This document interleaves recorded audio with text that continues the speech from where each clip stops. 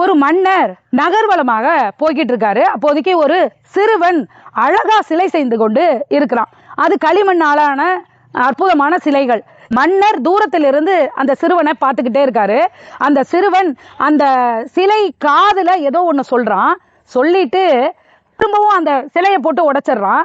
திரும்பவும் சொல்றான். திரும்பவும் அந்த சிலையை போட்டு உடைச்சிடறான். அப்ப மன்னர் அருகில வந்து, ஏன் தம்பி நல்லா அழகா செஞ்சிருக்கிய சிலைய திரும்ப உடைச்சுக்கிட்டே இருக்கிற அப்படின்னு கேட்கும்போது அந்த பையன் என்ன சொன்னான்னா, இது வெறும் களிமண்ணாலான சிலை. காதுல போய் நீ இறை நாமத்தை எப்போதாவது உச்சரித்திருக்கிறாயா என கேட்கும்போது, அது உச்சரிக்கவில்லை எனும் போது அது இருந்து என்ன பயன் என்று நான் கீழே உடைத்து மண்ணுக்கே அனுப்பிவிட்டேன் அப்படின்னு சொன்னானா.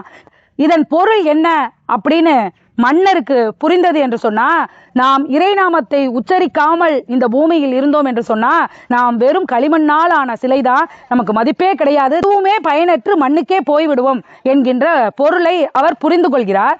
அதனால தம்பி நீ என்னுடைய அரண்மனைக்கு வருகிறாயா என கேட்கிறார். நான் அரண்மனைக்கு வரணும் அப்படின்னு சொன்னா 4 நிபந்தனைகள் இருக்கு. முதல் நிபந்தனை, நான் தூங்கி கொண்டு இருக்கும்போது நீங்க எல்லாரும் விழித்திருந்து காவல் காக்கணும் அப்படின்னு கேட்கிறான். இரண்டாவது நிபந்தனை, ஆடைகளை உடுத்தி கொள்ளும் போது நீங்கள் ஏற்கனவே கொடுத்த பழைய ஆடையை உடுத்தி கொள்ள வேண்டும். அது மட்டுமல்லாது நான் சாப்பிடும்போது நல்ல அற்புதமான அறுசுவையுடன் உணவு உண்ணுவேன், ஆனா நீங்க பட்னியா தான் இருக்கணும். நான்காவது விதிமுறையாக அவன் என்ன சொன்னான்னா, எனக்கு ஏதாவது ஒரு ஆபத்துனா நீங்க என்ன வேலை செஞ்சுக்கிட்டு இருந்தாலும் அப்படியே அதை விட்டுட்டு ஓடி வரணும் எனக்காக அப்படின்னு சொன்னானா. ஆனா மன்னர் சொன்னாரா, நீ சொன்ன 4 விதிமுறையுமே நான் கடைபிடிக்க முடியாது. ஏன்னா நான் மன்னன், நான் சில கடமைகள் எனக்கு இருக்கு. உனக்காக காவ காக்க முடியாது, உனக்காக பசியா இருக்க முடியாது, உனக்காக பழைய துணி உடுத்த முடியாது, உனக்காக என்னுடைய ஆட்சி அதிகாரம்லாம் விட்டுட்டு இறங்கி வர முடியாது அப்படின்னு அவர் சொன்னாராம். அதுக்கு தான் இந்த பையன் சொன்னா, நீங்க ஒரு மன்னனாக இந்த பூமியில இருக்கிற ஒரு மனிதன் தான், ஆனாலும் கூட இதெல்லாம் செய்ய முடியாதுன்னு சொல்றீங்க. ஆனா எனக்காக இறைவன் நான் தூங்கும் போதெல்லாம் என்னை காப்பதற்காக கண் விழித்து இருக்கிறார். அதை போல எனக்காக அவர் உடுத்திய உடையவே உடுத்தி கொண்டு இருக்கிறார்.